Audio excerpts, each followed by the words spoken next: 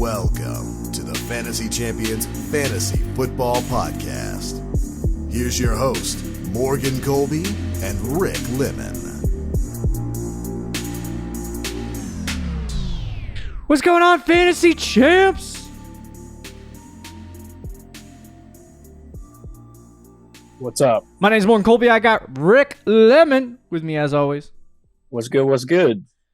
We got a nice show to talk to you about. Rookie minicamp started this week, I believe, or last week or whatever. They did. All your teams with your rookies, you guys are seeing the overhyped rookies already.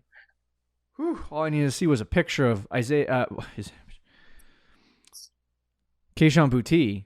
But they showed a video of him dropping a pass. No, what the heck, bro? On the Patriots Twitter or whatever, they posted a video and he stock dropping. Or I think he might have caught it, but he dropped it and then he bobbled it. I was like, oh boy, here we go. But anyway, the offseason is moving along swimmingly. I feel like every month is going by pretty quickly. But now that the NFL draft is over, I feel like May has been moving slow. It's because I'm waiting for summer. I want the real warm months to happen. Need June. Right. You know what June means? It means off-season team activities where we get to talk about oh boy, way too many things. The overhyped of everything. Hold on a second. I'm going to pull up a tweet. I do want to keep this within 25 minutes, by the way. Say it again. See, I say it to hold myself accountable, and I still say screw you. Yeah, let's see how that goes. So somebody from, let's see, I think it's from Player Profiler, works for Player Profile. The OG Fantasy Football is what the account name is, anyway.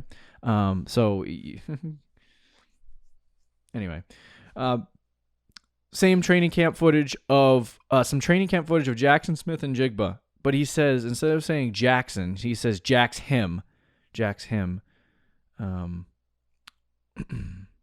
And he says, imagine fading a player like JSM because of target competition. Oh, I think I saw this tweet. Yeah, he ran like a half-speed curl route. Dude. And I'm like, at this point, it's got to be a joke. Like, we have to be tweeting these things as jokes. Nope, it's not. 100% not. People just see it and they go, oh my gosh. They see him in an NFL jersey doing something. I don't know, Rick. I watched that video and it looked so fast that I got tricked. Dude, there was another report, and this has nothing to do with fantasy because it's a defensive player. Jax him, Smith and Jigba. You know Emmanuel Forbes, the corner that Washington took before Christian Gonzalez? Sure. Report today that Washington coaches were wowed and think that he's like a generational talent based on one practice. Didn't they say that about Brian Robinson last year? They loved Brian Robinson, yeah. Shut up, Washington. Yeah, no I'm like, cares. Okay, well, let's see. I want to see that before I believe it. Yeah. So, you just get prepared. A lot of camp hype. I told Rick, Sam Laporta, whatever the hell his name is. Oh, that was another one, yeah. Yeah, that he, everyone's the best player. He's literally now a first-round pick in Dynasty rookie drafts, so I'm like, you guys are stupid. That's a guy that Detroit took, right? Yeah. Yeah. I mean, I thought that was a good value, but not anymore. Yeah, not anymore.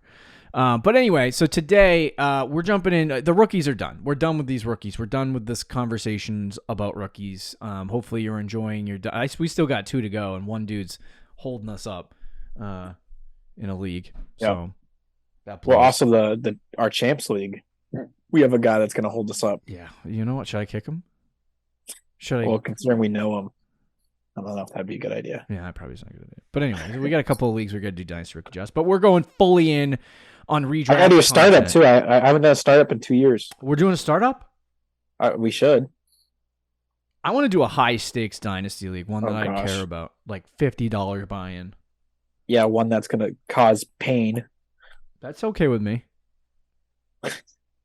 It is until someone kills someone. That's all right. And it's going to be you. I don't know. You're going to kill someone or someone's going to kill you. I get so enraged. The free leagues, man. I'm like, people hold on to their players, and I'm like, you're not even going to be here in a year. Just give me the guy. Anyway, so we're jumping fully into redraft content. We are going to talk about our top second-year running backs. So we're going to talk about the guys that were the best in fantasy football last year, and talk about a little bit about their future and what that looks like in terms of fantasy football moving into this year, and whether or not we're targeting them. So usually we rank these guys and talk about, how they're must-draft dudes. I don't I don't think there's any must-draft dudes in this group. Nope. But anyway, so we're just going to talk about the top running backs from the class last year and how it affects going into this year. I believe we do a wide receiver show of this caliber as well, so it should be exciting. But before we do that, check out our website, fantasygems.com. Follow us on Twitter, Instagram, Facebook, TikTok. If you're listening on Apple Podcasts, Spotify, Stitcher, or any other podcasting platforms, please leave a review and share this pod with your friends.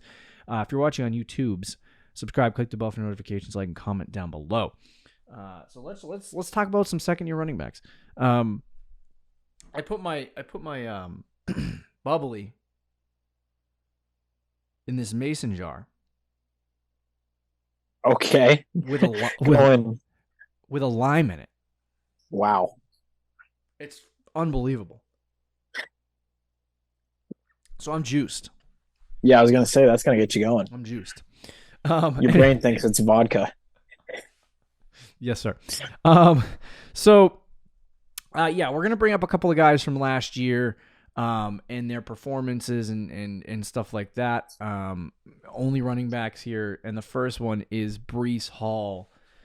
So he was drafted with pick 204 last year in the NFL draft. And he finished as the RB 42, but he was on a tear. I think he was RB 5 or 6 before he tore his ACL. Yeah, he was 16.4 points per game. So he was doing really good. They were getting him involved on the ground and through the air. 5.8 yards per carry. I mean, this is with a bad offensive line. 5.8 yards a carry, 218 receiving yards and 19 catches in 7 games. So, had he played the whole season, he could have been up there 2 to 5, really. So the Jets got themselves a good little running back here. Yeah, for sure. I mean, but he. Go ahead. Yeah, I was just gonna say the Zoom delay. He's a stud, but yeah, he's a stud. But the injury is gonna really affect him. So yeah. So what did he do? Tear his ACL? He did. He tore his ACL in week 7. I want to say. Yeah. Okay. I just want to make sure I got that right. Sometimes it's if it was Achilles, I would have been totally out. But so typically, if you go back and you look at the history of running backs and wide receivers with with an ACL injury, it isn't a killer for fantasy football, so that's a benefit. But what happens typically is the first year back from an injury like that, you generally do not play as explosively or as effectively, really until the end of the season. But it usually takes into the next season to do that. So, I'm hype about Breece Hall going into year 3, if he gets a year 3, which I assume he will. But I think what Breece Hall was doing last year, which was that 16 points per game, which was, let me just pull up those numbers real quick. It would be right around RB7 or 8. Yeah, I think that's what it was. RB8. He was RB8, yeah. 16.4 points per game. So, if you look at Breece Hall in that reality, I think what he was doing last year was really productive, and it wasn't even really until week 3 that he started putting up big numbers, 13, 15, 27, 20, and 13 in PPR. So, I would say you probably see a decrease in a couple of points per game, which would put him in the RB 12 to 15 conversation. But does getting Rodgers change the team enough where he gets more production and starts scoring more? And if that's the case, maybe that's enough to keep him in the same area. I'm concerned because of injury. Also, I haven't heard any reports. Is he going to be good for camp? Camp, no, but there's reports saying that they're hopeful he's going to play week 1. People are saying that they think he'll play week 1. But the ACL thing, man, is just so... And this is the problem. And I love Javonte, too, and I'll loop him in this. Even though Javonte's ACL was worse, because I think he also tore, other ligaments in his leg. But these guys coming off ACLs who I loved Breece Hall, I love Javonte. I just don't trust them at all. and I'm not going to have a lot of Breece Hall this year, unfortunately, because he's still getting drafted pretty high. Pick 25. I know in underdog leagues he's like a third-round pick, high third-round pick for a guy who might not play week 1, and if he does, how productive he's going to be. Look at J.K. Dobbins last year. Dobbins was drafted as like a 5th-round pick. People were like, he might not play week 1, but he'll be back, and he'll be back to J.K. Dobbins. And all of a sudden, he came back in like week 8, and he sucked for pretty much the entire year. The end of the season, he had a couple good games, but like it was not worth it at all. I'm not saying Breece Hall is going to be like that, but he just scares me way too much. And he's someone who I like in Dynasty, but for redraft and best ball, I'm kind of staying away from him. Yeah, the big thing is that there's going to be people who drafted him last year who got production early in the season, and then when he got hurt, it was like yourself, it was very disappointing. I think that those same people will go back to Breece Hall because he was productive. And they'll look at that 3rd-round value or late second-round value as a crutch and be like, oh, well, that's great because, he was performing as a top 7-8 running back. He should be drafted, in the top of the back end of the 1st round, top of the 2nd. So I think people are going to see it as a value, and that could drive him up. But right now, according to Player Profiler's ADP, he has lost over the last month or so 3 draft spots. So if it keeps going negative and he's a mid to late 3rd round pick, 3rd round is typically where you see the injured running backs and the old running backs go. And it's not typically a round that you want to, unless somebody falls, you want to invest in a running back. I typically go wide receiver there, somebody that's even 3rd round. Like personally, I'd be scared. Yeah. Yep. The 3rd round running backs never typically work. Like James Conner worked last year, kind of. But like, it's not a round that typically works for the running back. It's, sometimes it does and you get one guy, but I think if that one guy, the thing that confuses me is that you have Breece, he gets injured. If they were going to stand pat, I would be like, all right, he's going to lose like 2 points on his average and he's going to end up being between 15 and 20. But right now they get Aaron Rodgers, they have Lazard, and they have, Garrett Wilson, and they have a good offensive line. They have all these pieces. So it's like, if he plays week 1, there's a good chance that even if he's somewhat explosive, that he'll still be a top 10 running back. So that's where I'm kind of like, if he's getting the work, the offense you would expect to be a lot better. Right. If the offense is better and he gets the work, like there's no reason to believe that Breece Hall's not going to be that dude. So, I don't know. It is a confusing one, but I'm with Rick. I kind of probably will. This might be one of those ones that burns us at the end of the day, and we're looking at it going. Yeah, and you could also he's someone, we might get to August and he's ready to go, and I'd feel a lot better about it if he looks very healthy come August. Yeah, agreed. We're still early in the process where things can change on him, but yeah. Okay. All right. Let's talk about the the heck. Let's talk about the next guy. They literally on NBC Sports Edge, where they give you all these news and information. The next guy we're going to talk about is Kenneth Walker, but they don't spell it Kenneth Walker. They spell it Ken Walker, so I couldn't find him. I was like, he exists. Oh, really? I swear Kenneth Walker exists. So anyway, Kenneth Walker last year finished the season as the RB18. He played in 15 games, missed 2, averaged 13.5 points per game. Didn't really fully come on until I would say about week 5, where he started to first 3 games he played. He did not play week 1. Week 2, 3, and 4, he had 3, 6, and 3 in PPR, which is not good.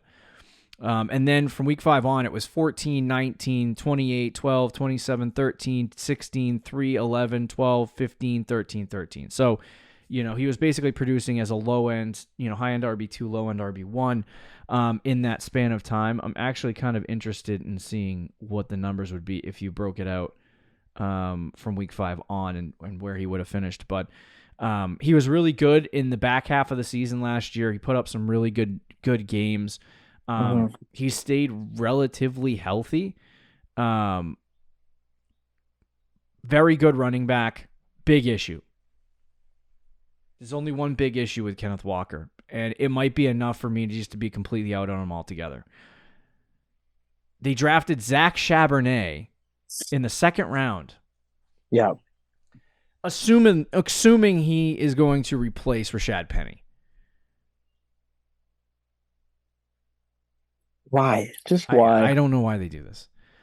So Pete Carroll said that Kenneth Walker and Zach Charbonnet are going to battle for the team's lead back role this summer. That's also very bad news. So I don't know. They're an RBBC. They're a team that loves to use multiple running backs. They typically have one guy get hurt, so it shows up on the report as one guy getting the featured role. But they want two guys that are healthy that can run the ball, and that's typically how it goes. And Kenneth Walker being an extremely talented and good running back who proved to be very good this year, now has to fight with Zach Charbonnet for snaps. And, that is a very disconcerting thing. It's enough for me to be like, I don't really want many shares of Kenneth Walker. And get this, he is 3 draft positions higher. 3 draft positions higher than Breece Hall. Yeah. Now, I will say, RBBCs, there are running backs in the league who are in RBBCs where it totally works and it's fine. So, I mean, that could be a situation where he still gets his 250, touches, still puts up 13, 14 points a game. Like last year, he played in 15 games. He had 250 touches. You could get him his 250 touches and give Charbonnet 120, or somewhere in that vicinity and be fine. So that could be the case. But he's not going to be a 300 carry guy. He's not going to be a 350 touch guy. He's going to be 250 or less. And with that, I just don't know that I want to invest a high level of draft capital in a player that's not going to get that many touches. Yeah, I think he's another guy who I feel like all these guys I'm nervous about. And especially at that ADP, that really scares me. Mm-hmm. What I will say about Walker on Underdog right now, he is a 4th round pick. In the 4th round, I like him a lot because his ceiling to me is still high. My ADP said 22. What is it? 22. Yeah, that's way too high. On fantasy. What is it? Player profiler. Yeah. But look, I think Charbonnet, I think they are going to compete and they are going to do an RBBC. And all those things you said are true. But to me, Walker's the better player. And what Walker did last year, I don't think can be ignored. Mm-hmm. I think he's going to win the job in terms of being the main running back. Yeah. And it's an offense that I definitely undervalued last year, but going into this year, I mean, they have arguably some of the best weapons in the league. That trio of wide receivers is elite. Kenneth Walker and Charbonnet is a good running back duo. Yeah. They have pieces on that offensive line. So that offense should be really good. So I'm willing to invest in a really good player and a really good offense. But I think even though his touches will be down, and I think it's also what the expectations was too, because if they don't draft Charbonnet, Walker's probably a first round pick. Yeah. I mean, even a late first round pick on Player Profiler, it shows you the decrease in the amount of spots that he's dropped. He's 22 right now. He's dropped 12 spots, so he was a top 10 pick prior to. Right, he probably would be like that fringe first round, early second round type of player. Yep. So obviously he's not going to be that, and the expectations I think have to drop. But let's say you were expecting, 350 touches from him and being a true workhorse. Yeah. Let's say that goes down to 250. I think he could still be pretty good at 250. Yeah, no, I agree. And if he's in the vicinity of a 4th to 6th round pick, that's worth it. If you're talking about drafting him late second, early third, I'm not in on that. I'd rather have Breece Hall. Okay, so now I was going to ask you. I don't know. I might rather have Walker. I'm just really nervous about Hall. But again, I'm nervous about Walker too. So it's like both these guys are like, ugh. I don't know. See, I would say personally, I have Breece Hall slightly above Kenneth Walker, even with the injury. But these are if some Walker's of these a 4th round pick and Hall's a second round or third round, early third round pick, then I'm going to take Breece Hall. I mean, I'm going to take Kenneth Walker over him. Right. But if they're both in the same spot, then I'm just I'm gonna take the shot in the dark and hope that he isn't hurt from injury because he has more opportunity than Kenneth Walker's going to get. You're probably right. It's one of those things that I want to do projections. I'd like to have a little more clarity. Sorry, I got to get you that sheet. Yeah. Do that for me, boss. All right. You want to talk about the next guy? Yeah, I can do that for you. So number 3 on this list, who's not really, this isn't necessarily in order. Yeah. But is Dameon Pierce, running back for the Houston Texans, who we nailed last year. I mean, in the beginning of the offseason, we were kind of like, this guy, like, why are you buying into the hype? And then August came around, he had like that big preseason, and we're like, you need to draft this guy, take flyers on him. Yeah. In like the 10th, 11th round, and it ended up working out. He was a really good RB2 for most of the season before. I think he got hurt in like week 13 or something and missed the rest of the year. But he was really solid last year. And a lot of people, especially in the dynasty community, were selling him this offseason, saying they were going to get a running back because he was a 4th-round pick in the NFL draft. Yeah. And they did get Devin Singletary, but that was all they did. Are you in or out on Dameon Pierce? The funny thing is that this is probably the best case scenario for all of the running backs. I mean, one running back's hurt. Another running back had a dude drafted. My player profiler is not working anymore. This is wonderful. Do you want to know Dameon Pierce's ADP right now? Yeah, I was trying to look for at player profile. It's 63.7. So what is that? My player late profiler 5th, early 6th? Yeah. Oh, okay. That's interesting considering that nothing happened. Yeah, well, the Singletary.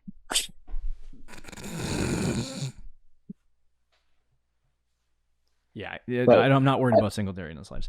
That's good because so Fantasy Pros has him ranked as the RB17. Yeah. And he's getting drafted according to this ADP as the RB27. So that's pretty good value.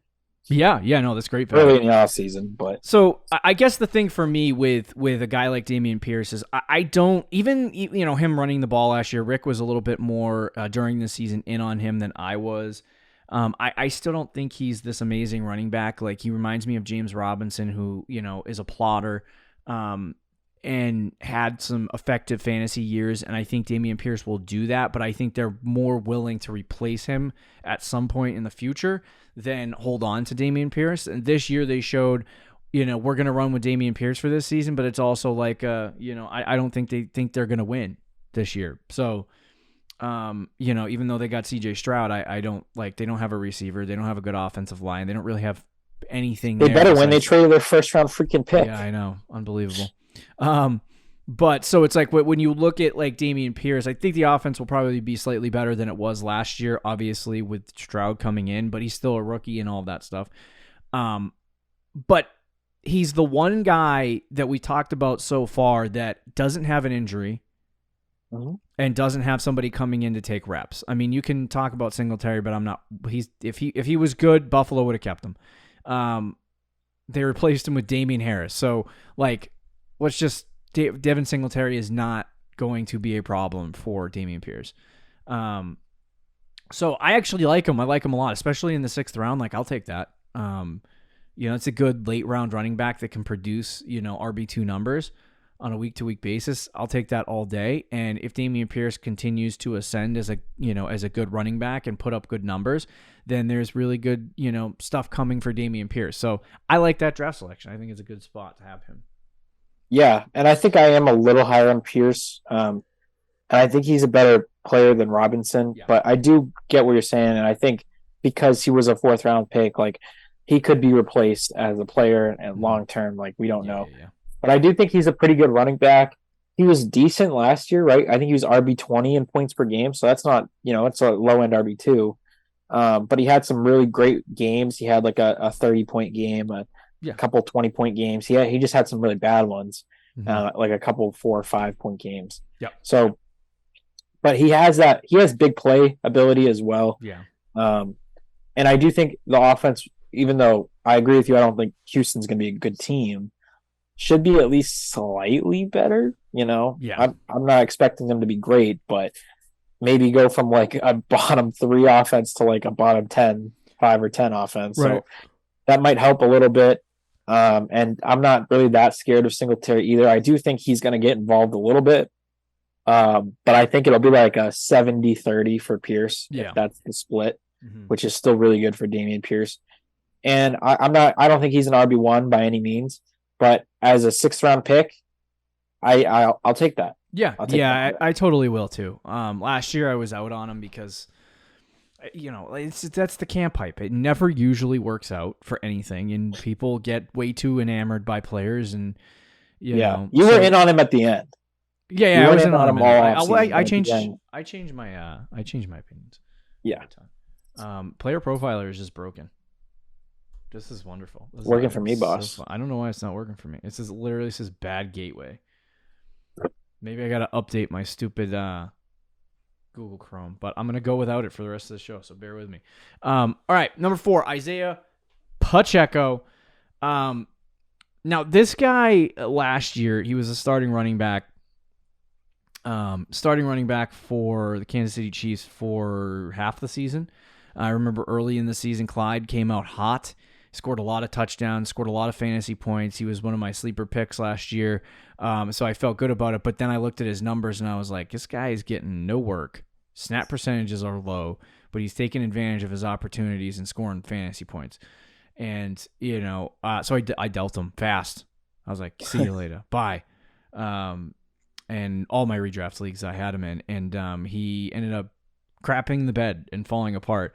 And Pacheco kind of took over for him. Now, the big thing with Pacheco is like he didn't blow anybody out of the water last year for fantasy football purposes. He finished with 135 fantasy points, which is 7.9 points per game. He wasn't great. In the back half of the year from like week 11 on, it was like 10.7, 15.6, 16.2, 12.3, 8.7, 10, 12, and then 12 again to end the season. So from like week 11 all the way to the end of the season, he put up really good numbers, whereas the early part of the season, he wasn't scoring any fantasy points. In the playoffs, he looked even better. Kansas City right now, they still have Clyde. They still have Isaiah Pacheco. They didn't add anyone to this running back room. There are rumors that they could, if, Dalvin Cook is a guy that gets axed, they could go after Dalvin Cook. Zeke is still kind of out there, I believe. And there were rumors about them talking to Zeke as well. So there could be another veteran running back coming into this backfield, which I think would spell very bad things for Pacheco. But if we get to training camp and Pacheco's there, where are you considering drafting him if you want him on your team? I would take. I'm not.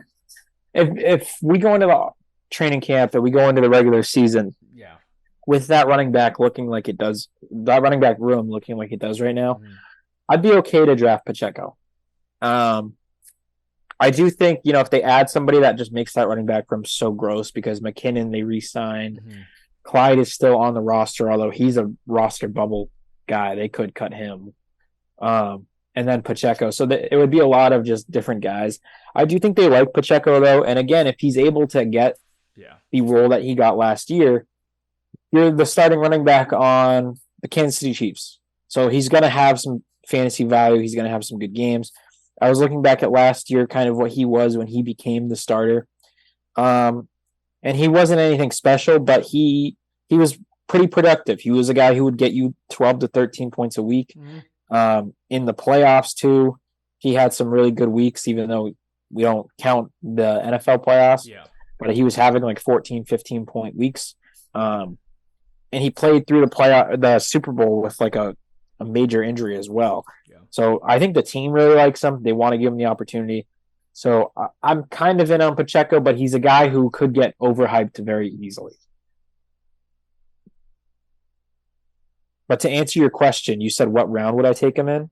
Yeah. Or where do you feel comfortable? It'd have to be after Pierce. I would say probably like seventh round and beyond. I wouldn't take him any higher than that. Yeah, I don't even know that I would take him there. He was running back 17 last year from week 11 on. I would be more comfortable in the range because here's the thing. Pacheco is going to be he's going to be the middest running back that gets hyped up that I've ever seen in my life. There is a Pacheco crowd, and they are going to hype him up in the draft. I think he should be in the 10th round or beyond. He won't. He will not. He will not be in that round though, unless they add a running back. He's gonna. Yeah. He's going. I think he might end up being like a 5th rounder. Yeah. So if it's that high for Isaiah Pacheco, I'm not in on him. I can't do that. I can't do it in the 6th, 7th, or even the 8th. Maybe in the 9th or 10th, you can convince me. Like if we're getting to camp. So you're really low on all the people, like just looking at his numbers and looking at what he did last year, even in the postseason, like he's just not impressive. You know what I mean? He's a good plodding running back. He's fun to watch, but like he's not a dude that is super impressive and that takes over games. His problem is that like he's not going to be Kareem Hunt. And if you're drafting a guy in the 4th or 5th round, you're anticipating that he can turn into something better than he actually is, which he's not going to.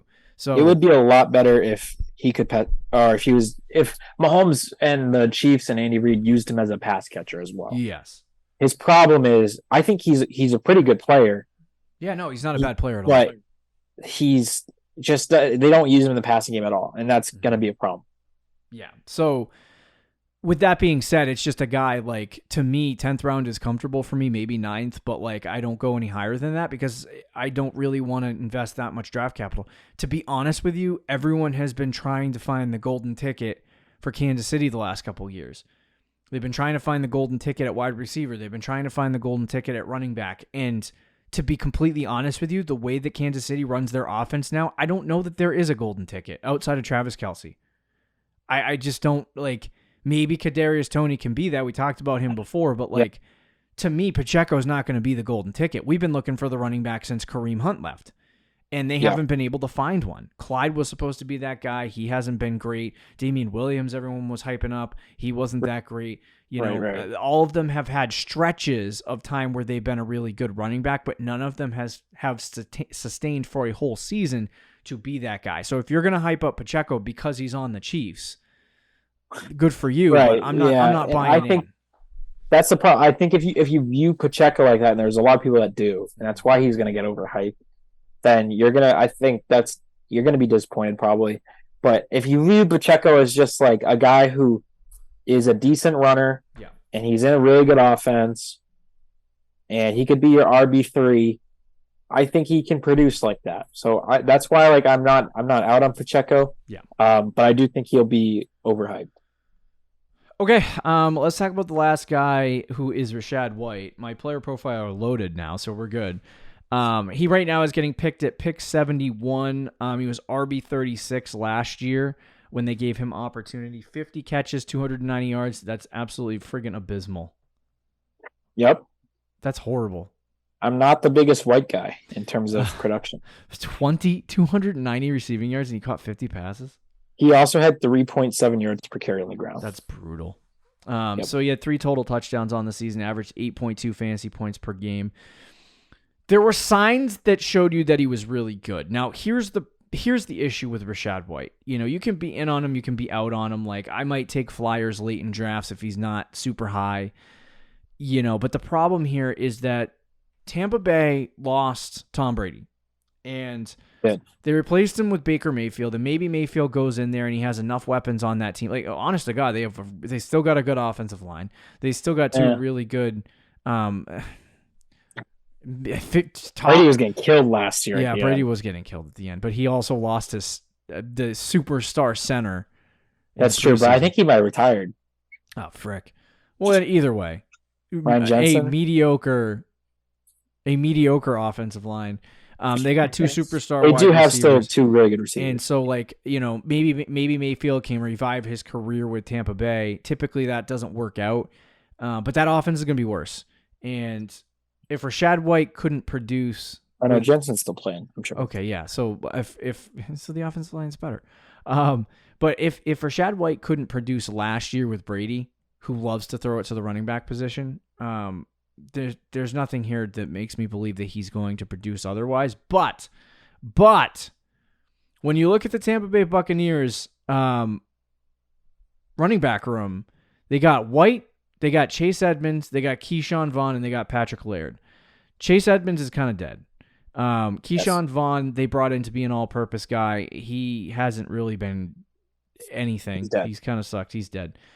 So that leaves Rashad White, and he's like the only guy in this backfield. And there's a really good shot that he could see out 250 to 300 opportunities if they don't add another running back. Yes. And so if that, or if somebody else ascends, like Chase Edmonds actually gets revived and starts playing well. So like there's a really good shot that and if he caught 50 passes last year, they clearly view him as a pass catcher in some way.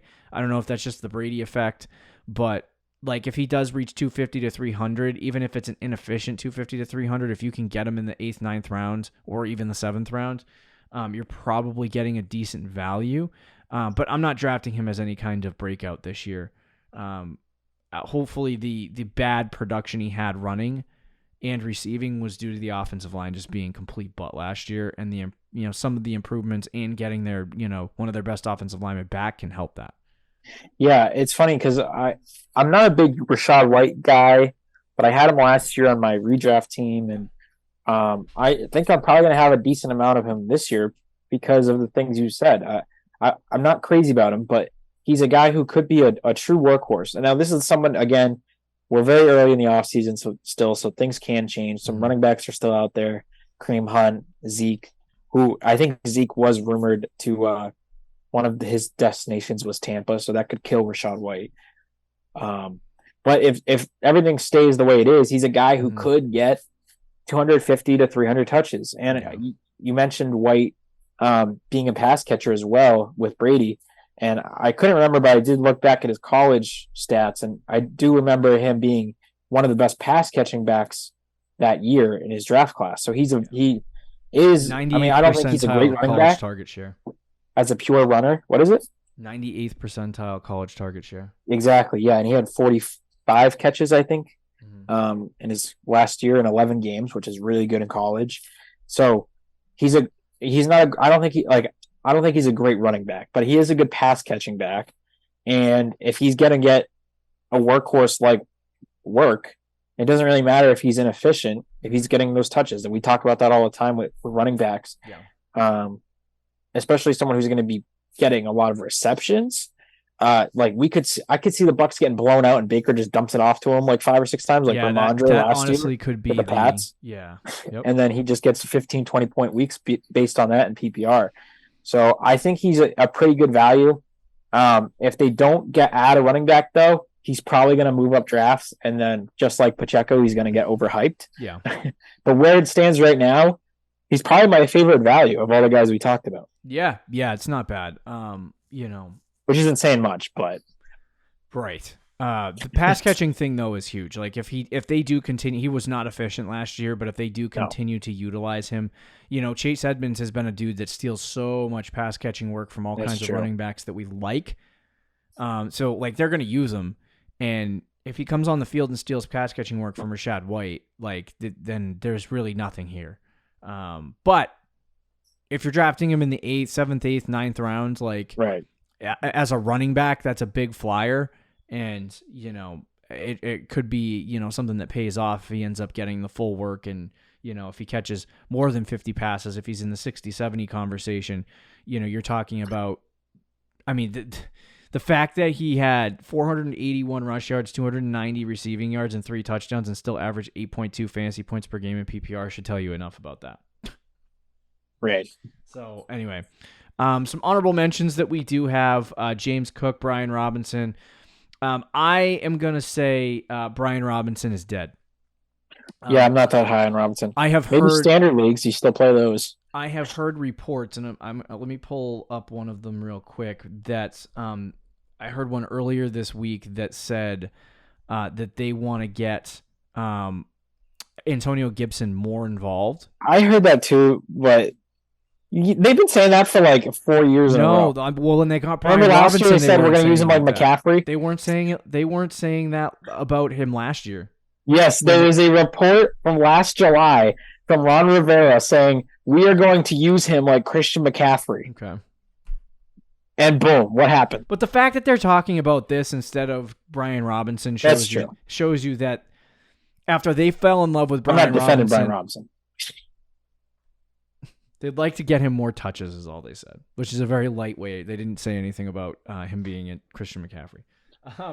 But yeah, Brian Robinson was not good last year. He was inefficient. They tried to force feed him the ball. He's not a good running back. So I think that they want to get the ball into the hands of a guy that's slightly more explosive. That's what they should do. Antonio Gibson. So to me, quickly, Brian Robinson really not in my spectrum of outcomes. You know what I mean? I don't think he's going to be a good fantasy asset whatsoever. I don't even think about drafting him even late. So, and then the only format I might consider him just quickly is best ball, just because if you draft him really late, he's a guy who's going to get like a touchdown 1 week and might save you some weeks. Yeah. Even though I in redraft, I don't want anything to do with him. If that makes sense. It's kind of weird, but just because it's games played. Anyway, continue. Quickly, Rick. James Cook. I'm out on James Cook. The Bills don't throw it to the running back position. And they signed Damian Harris, who's going to take all the rushing work. So anybody that thought James Cook was going to be a good player for fantasy football kind of got punched in the lower extremities twice in that situation. But Rick seems to like him a little bit more than I do. So I'm going to let Rick explain that. Well, you have my information, so that's all you need to know. I don't love James Cook. And I remember last year in Dynasty, you liked him more than I did. I still don't love the player, but I think it's because it's Damian Harris. Like, I don't think Damian Harris is going to really just come in there and just get a lot of work. I don't think he gets that at all. I think he'll get all the groundwork. And you're right, I don't think they throw the ball a ton, but to running backs, but I think they will a little bit. I mean, James Cook, when he quote unquote got like starting opportunities, he was getting like 4 targets a game. Yeah. So I think he's going to get that throughout the year this year. Which again, it's not anything special, and I'm not going out of my way to draft James Cook. But like in the 10th round in a PPR league, 11th round, you're looking at backup running backs, bench guys. I would take a flyer on him just for that PPR upside. Okay. Anybody else you want to mention? No, the only other second year back that was on the list that I was looking at was Tyler Algier, but he's dead. Agreed. Top second-year running backs: Breece Hall, Kenneth Walker, Dameon Pierce, Isaiah Pacheco, Rashad White. Those are the guys that have fantasy value. James Cook, Brian Robinson, if you want to take shots in the late rounds. I'm not stopping you. If you run your fantasy team, I'll run mine. Anyway, talk to you Thursday, guys. Bye. See you. Thank you for listening to the Fantasy Champions Podcast. Make sure you subscribe on iTunes and YouTube, and follow us on Twitter @TheFFChamps.